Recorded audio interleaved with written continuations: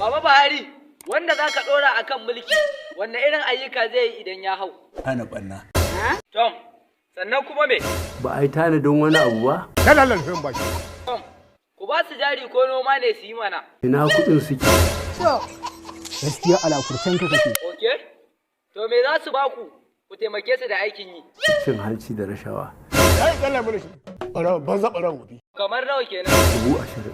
Algungume mai hali irin na malam tsaka. Ka duba mana, baba, suna cikin wani hali fa. Wani hali suke ciki? Rashin aikin yi mana baba, ya kamata ku sasanta.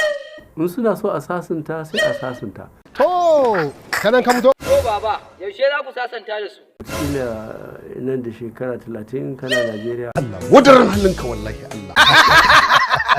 Assalamu alaikum wa rahmatullahi ta'ala wa barakatu. Sunana Mustapha Muhammad Bichi wanda kuka fi sani da ɗan Comedy One TV. Ina gabatar muku da sabuwar tashar nan mai suna Hasken Bichi TV.